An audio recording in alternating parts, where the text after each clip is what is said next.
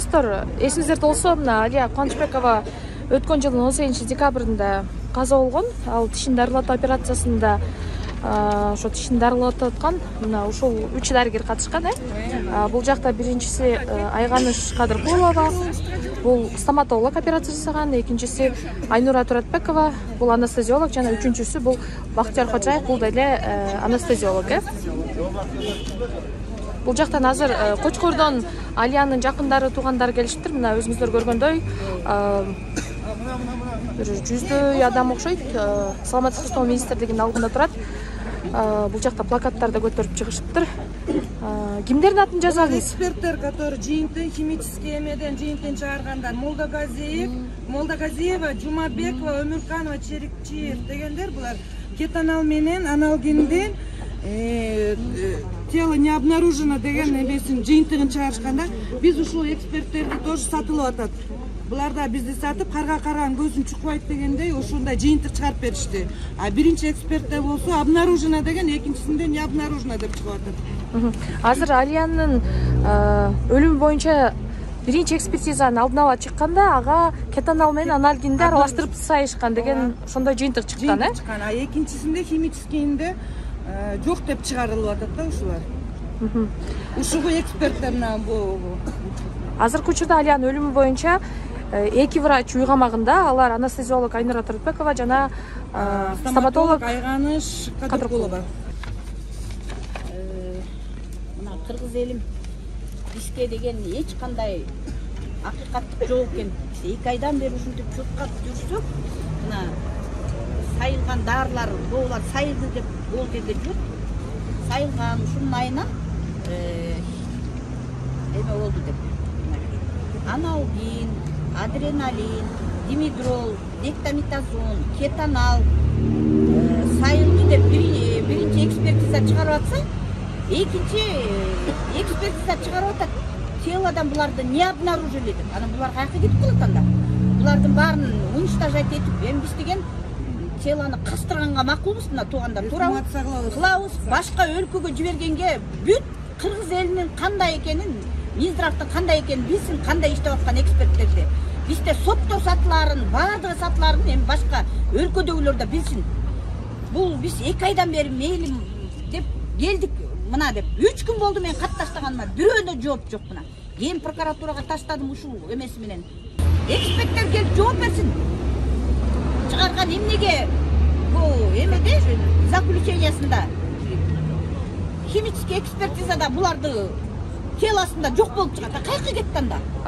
Бул азыр дарылар табылбаса, анда ал өлүм эмне себептен? Өлүм ошода анда эмне себептен? Биринчисинде ушундай болуп, ушулардын айынан анафилактикий шок болду деп атат. Анан бул анда сайгандыгын ошол жерде бүт баарын алып доказать этип атса, өзлөрү күнөөсүн биз ушуну сайсак ушундай болуп калды анафилактикий шок деп атса, бул экспертизанын, химический экспертизаны чыгарган эмне бул? Көзүн жумуп эле жазып койгону бул эмнеси?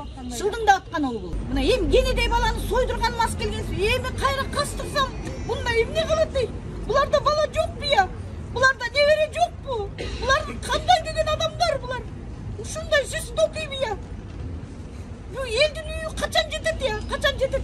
Жетпей атат-ку баарына. Уже чарчадым, кирбеген жерим калган жок. Баспаган бутум калган жок. Чарчадым мен, ушу неберем 2 айдан бери ушинтип жүрө алмайм. Ушу денеден уалдан коркпойсуңарбы? Сукка барып алып, 2 ай болду. 2 ай деген большой срок бул. Перепалка болуп атат дейм мына ошо эми. Мунун аягы эмне болуп бүтөт эгер булар карабаса? Биз до конца күрөшөбүз, буну акыйкаттыкка чыкмайын, до конца барабыз. Бул бойдон калтырбайбыз. Жанагы врачтардын дипломдору жокко чыксын, экинчи медицинага кайтып келбесин, элдин убалында калбасын. Мондай эксперттер жок болсун, бул адамдын өмүрү менен эмес менен ойлогон.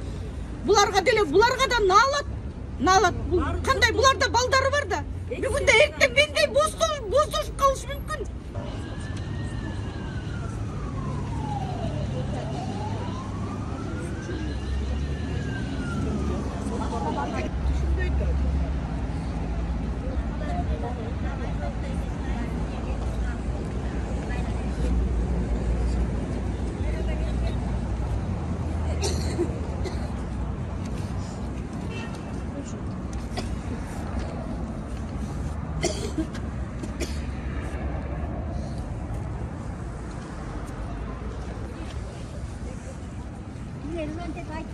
Билет, прекрасно билет булар. Каяка жөнөп, каяка келет.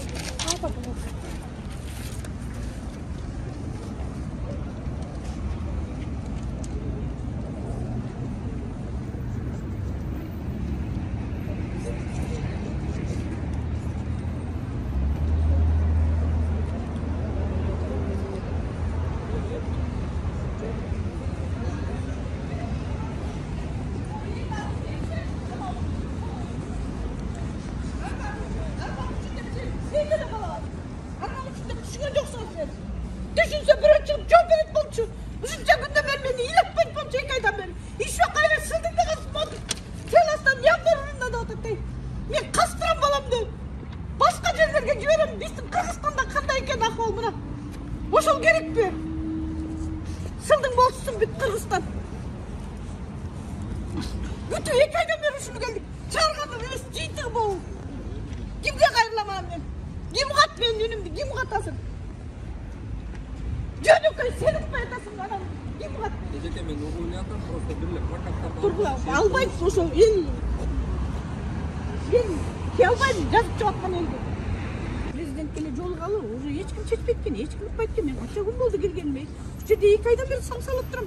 Бул жерде Кочкордон тууган тушкандарым баары келди. Бул жерде ыйлап турушат дейби. Кемпирлерди карачы дейби, тура албай турат дейби. Мына 1,5 саат турдук. Эменин алдында, Минздравдын алдында. Бирөө чыгып жооп берген жок. Бул эмне мына? Кара. Bu жерде деген экспертизанын эмесинде бол сайылган дарылардын эмесинен анафилактический шок болду деп атса, бунун кайра чыгарган эмесин карасаң заключениясын айт. Кайра телодо не обнаружено дейт. Бул эмне шылдыңдагандыкпы бул? Өлүктү кордогондукпу бул? Бул не деген шумдук бул? Биз кайсы эмеде жашайбыз? Мен кастырам, мен кайра баламды кастырып мен бүт эмеге башка өлкөгө алып барып чыгарып Кыргызстанды шерменде кылам мен. Бул бойдо мына эксперттердин иштегендери ушул, Минздравдын иштегени бул. Бул Минздрав берип атабы сизге ошондо? Бул экспертизасын алып атабыз. Экспертиза мына карасаң, моунча дары сайып туруп. Минздравга барып башы кабыл албай чыкпайт эчтекен. Эч ким чыкпай койду. Жооп бербей койду. Карасаң, Айлабыз чыган бияка келип. экспертизанын эмесинде телосунан аналгин, адреналин, димедрол, диктамитозон, кетанал ушулардын баары сайылган дейт.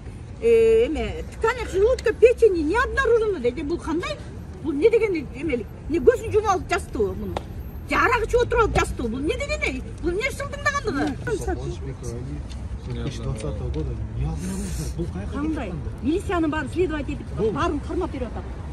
Аны энесинин баары дарын армейнин баарын көтөрүп кетсе кандай анан не обнаружен болот? судебный медицинский экспертиза чыгып атат баарычы.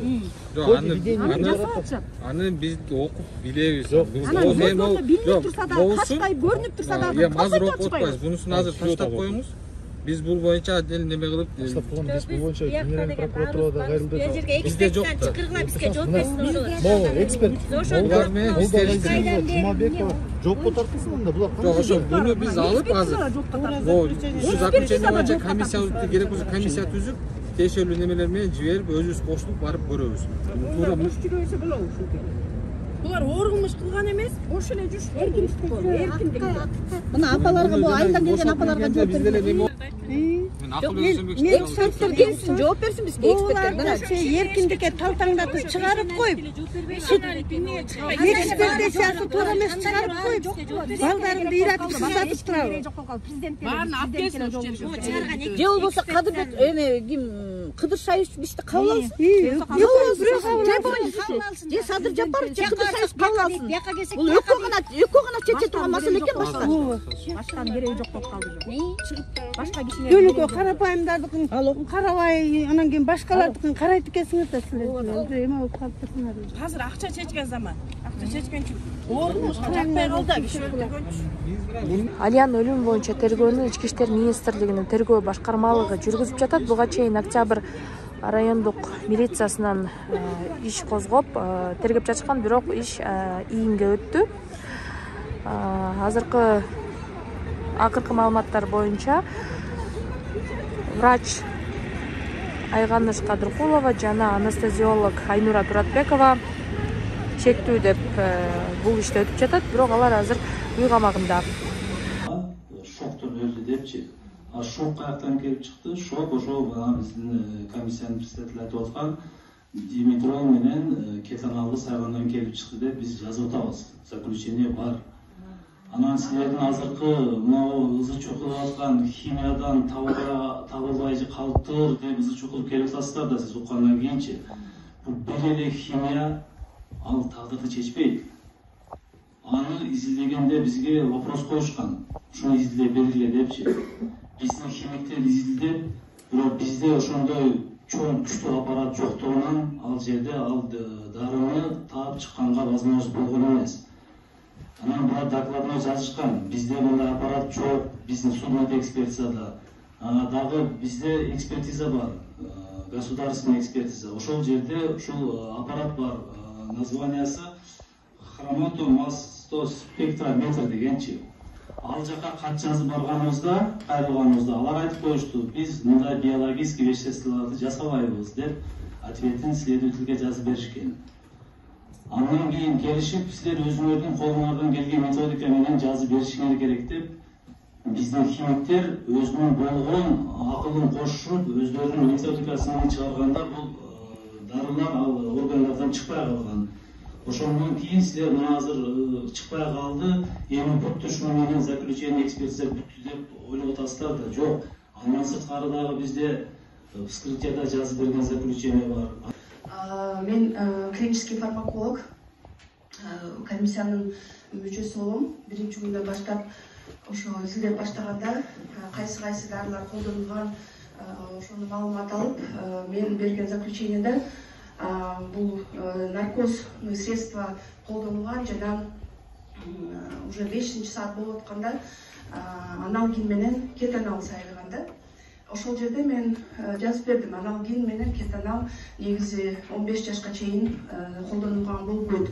Ар бир дарынын өзүнүн инструкциясы бар. Регуляторный орган бул департамент лекарственных средств, ошол жерде печать менен коюлуп утверждение болот да, ошол жерде ал биз чыгарган эмес, ал бүт дүйнө жүзү боюнча ошондой чыгарылган да. Анан жазып бердик. Негизи ошо мен эметкен боюнча аналгин менен кетанал экөөнү дагы кошуп сайганга болбойт да, негизи. Анан бизде жанагы ампула жок болгон үчүн мен азыр айта албайм, экөө бир шприцте сайылганбы, алынып сайылганбы же экөөнү башка шприцке алып внутримышечно сайылганбы айта албайм да менчи. Анткени бизде колубузда кайсы доза эмне болгон андай маалымат жок болчу да ошол мезгилдечи.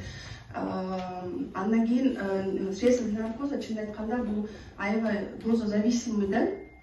Бул жерде өтө кылдаттык менен карап, тем более кичинекей балдардыкы. Анан возможно деп жазгам мен. Возможно, был анафилактический шок, анткени баягы временной деп коет да булчу. 2 дары сайылгандан кийин врачтардын айтымы боюнча 2 минуттан кийин болду деп атат. Ошо болушу мүмкүн, бирок мен аны точно 100% пайыз айта албайм да. Анафилактический шок болдубу жокпу. Бирок бул жерде судный экспертизанын заключениеси анафилактический шок деп берип атат да. Рахмат. Siz özünüzün adı jönüңүздү? Жумагулова Жылдыз. Фармакология көзөмөл отделы, департамент лекарственных средств.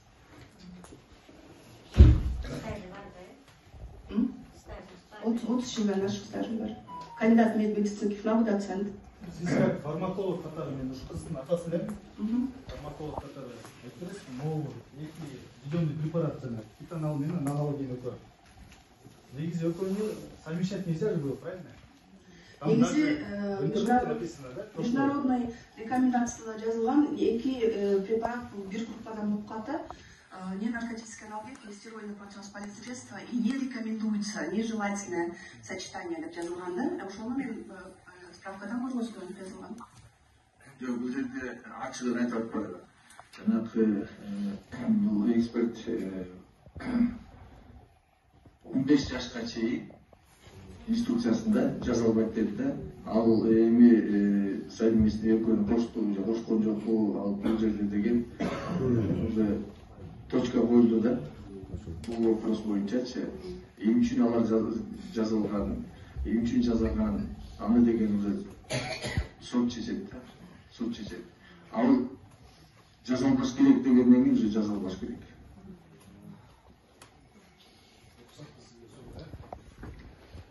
Siz айтып отырсыз, көпмет экспертиза шығарып отыр, действительно, медицинский экспертиза шығарып айтып кеттіңіз ғой, клинический экспертиза бізде жабдықтар жоқтығына байланышты текшеріп көрүштү, ушундай чечим кабыл алынды. То, что у Кубанычбекова Али не обнаружены лекарственные препараты аналгин, адреналин, кетанал, димедрол, дексаметазон. Булар анда кайканда испарение болуп кетеби же кандай болот? Если сиздерде андай жабдыктар жок болсо, бул деген документ, бул документ, туурабы? Документти жазыш керек болчу. Бизде жабдыктардын жоктугуна байланыштуу биз мындай эмени чыгарып бере албайбыз деш керек экен. А эмнеге бул бөлгөтүн чыгарып атасыңар силер?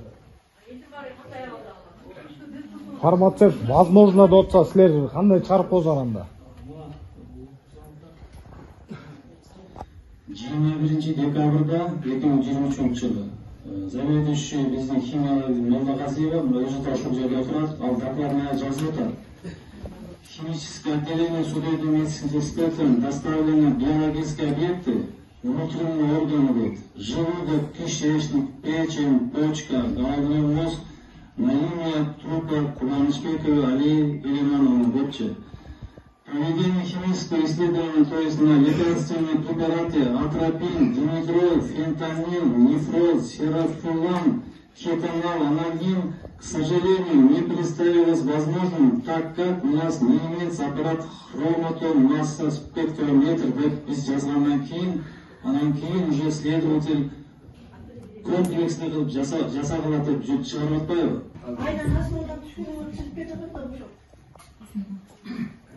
Биздин химический отделге 21 декабрда Кубанычбекова Алиянын ички органдары келген, чтобы биз химический исследование кылыш үчүн мен ошол алып келгенден кийин мен трупный отделдин заведующий Басутов Эрмектин намына докладной жазганмын. Ушундай он препаратты аныктоого болгон жок, себеби бизде спектрометр жок. Ошого байланыштуу биз исследование кыла алган жокпуз деп. Андан кийин эле Октябрь районундагы доктор Бек деген эмегенде дагы исследователь эмнеге чыгара албайсыңар деп суроо берди. Мен айттым, бул бизде Кыргызстанда ушул государственный судмедэкспертиза да бар. Ошондо карат. Десем, анан кийин карады дагы учпай кеткенден кийин эле 3 күндөн кийин токтомоп келди. Комплексный ушундай экспертиза жүргүзүшүңүздөр керек. Мен бир экземплярын аякка таштадым, бирөөнү сизге алып келдим деди. Мен постановленияны кабыл алдым дагы, андан кийин өзүм бардым ошол эмегечи. Жана ошол эмеге судмедэкспертизага бардым дагы. Ушундай комплексный назначение болуптур. Сиздерде оборудование бар экен, кандай кылайлык десем, алар айтты, биз биологический эмени объектилерди аныктай албайбыз деди. Андан кийин мен келип эметсем, кайра следователь келди дагы, мага неме жазып беришти деди. Биз биологический объектин аныктай албайбыз деди. Сиздерге внутренний орган түшкөндөн кийин сиздер все равно исследование кылышыңыздар керек деди. Анан кийин бизде бул жерде исследование бизге түшкөн ушул биологический объектилерди исследование кылбай коюлууга мүмкүн эмес. Себеби бул жерде токтом да келип атат, направление тонатолога да келип атат. Анан кийин биз бул жерден өзүбүздүн эски методдорубуз менен аптекадан өзүм ушу 5 ушул колдонулган препарат сатылат экен, 5 гана. Мына ачык айтып берейин. Аналгин алып келдим, атропин алып келдим, ушул ампулаларын. Ошентип биз 4-төбүз комиссионный кылып жасадык мынакей. Жасап эметкенде бизден общий картинабыздан эч нерсе көрсөткөн жок. Мына ошонун эле негизинде биз өзүбүз заключение жазып бердик. Рұқсат болса, сіз, например, ошол азыркы баягы алынган ткандарды, баягы алынган экспертизага келе турган ткандарды бизге бере аласыздарбы кайра? Биз башка жака экспертиза надап кетиш үчүн. Бизде азыр экстракциясы бар. Ошол экстракция кылынат, дезодирование деп коет да. Ал чашкаларда турат. Калганы колдонуп кетти тоже экстракция болчу. Мындай ортон калган жок. Эмне себептен билесизби? Жок.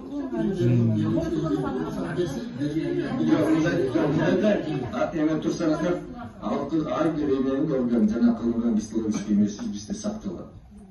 Эгер азыркы кезде тергөө иши жүрүп атат, тергөө иши макул деп берсе, же болбосо башка жака жөнөттөсө, биз өзүбүз дагы силер билип берсеңер, ошол боюнча кайсы өлкөдө кылына турган болсо сүйүн десеңер, ошол өлкөгө биз өзүбүз дагы жөнөтүп, силерде жөнөтүп ошо текшертели.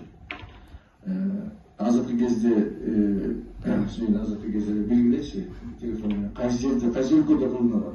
Ушундай кайсы жерде аппарат бар? Bizde de inspeksiya robotlar bu. Алар чыгара албайсыз. Чыгара албайсыз.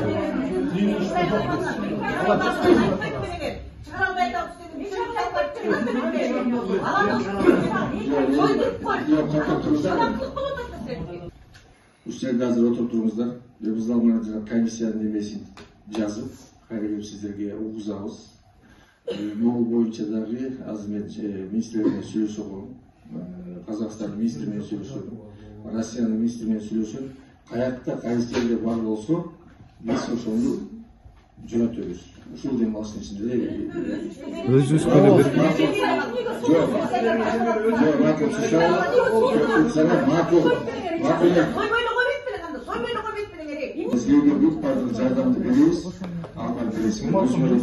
Азыр бир мүнөт сизге кайрылуум да.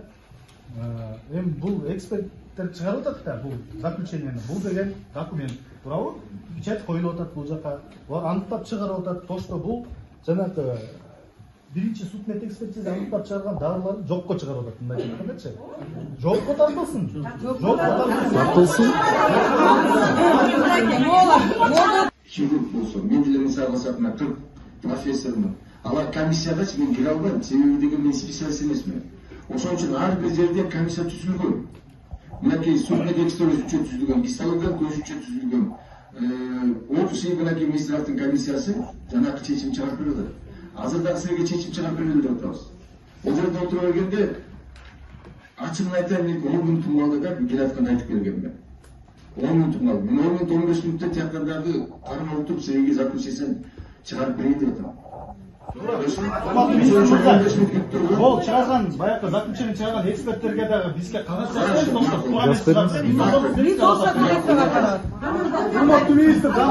Барктабасова деген айтканы ошол. Бермет Барктабасова доказательный медицинада иштейт экен. Мы победили, врачи. Мына комментарийсинде турат TikTok'та. Өзүнүн Facebook страницасында дагы бар. Комиссиянын министр болгон, председатель өзүм председатель болгон. Мындан ары ушул иштердин баардыгын мен өзүм алып бардым. Ошон үчүн баарыбыз бирибизге жардам берели. Мынакей биз Алматы менен министр менен сүйлөштүм, Алматыда кылат экен. Азыр мынакей мен эмелерге айттым, азыркы кезде министр менен сүйлөштүм. Министрлермен сүйлөштүм, ошол министрлерде МВДдагы тергөөчүнүн начальниги келет. 5 мүнөт өтүп келет, ушул жерге келет. Ошол ушул жумушту алып барат, мен министрден сурандым. Биринчиден, угуп туруңуздар. Биринчиден, учебно-лечебно-научный центр деп коет. Бул медакадемиянын. Ошол жерде эң чоң нарушение болгонда, мындагы мен дагы билем, бул ошол учреждение стоматологический услугага лицензиядан колдо, аккредитациядан коет. Бар эме боюнчачы. Лицензия берилген эмес, стоматологический услуганы аякта кылбайт болчу. Бул абдан чоң нарушение. Бул жер дегенде бул жер боюнча мен азыр фамилияларды жазабыз, ошолордун баардыгын бүгүн кармайм. Чара көрө башташат. Мен өзүм контролдойм, председатель болуп. Экинчиси, медцентр деген бар. Мен жапкам анычы. Медцентр менен Дентомакс деген бар да. Алар договорда түзгөн эмес.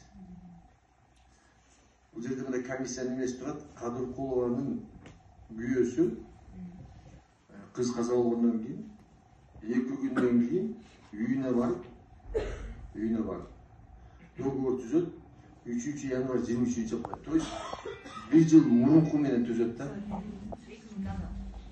1 жыл жок, башка айтпайм.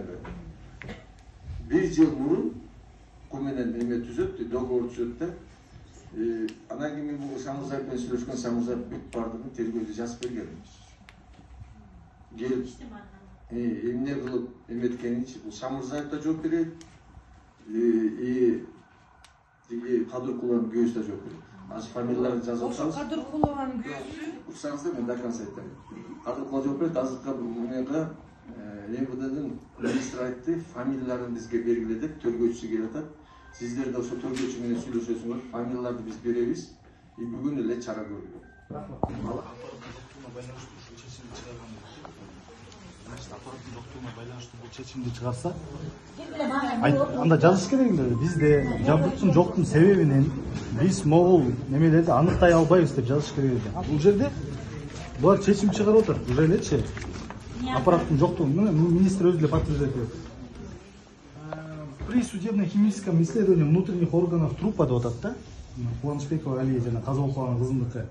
Не обнаружены лекарственные препараты деп атат. Не обнаружены деп уже чыгарып атат бул. Ошондо булар деген могу эксперттер туура эмес чечим чыгарып атат да, туурабы? Эми отуруп элестер, бул боюнча эми тийиштүү кызматтар жооп беришет. Мен тергөө кызматынын башчысы катары айтайын. Күнүнө сиз менен чоң эле өткөндө кабыл алганбыз. Сизди тийиштүү жумуштар иш боюнча жүрүп атат. Бүгүнкү күндө өзүңүздөр билесиздер, 2 адам жоопко тартылып, туурабы? Жоопко тартылган. Андан тышкары бүгүнкү күндө да ыкчам иштер жүрүп жатат кылмыш иши боюнча. Мен өткөндө да сизге айттым.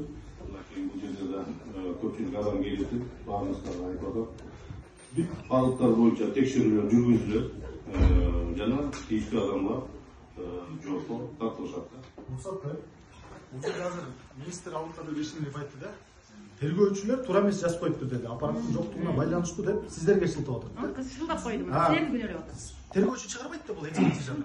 Туурабы? Тергөөчү чыгарбайт. Химический судебная экспертиза деп турат. Мына суд медэксперттин кызматкерлери отурушат. Булар аныктап чыгарып берип атат. В ходе введения препаратов кетонала и аналгина произошел анафилактический шок деп атат.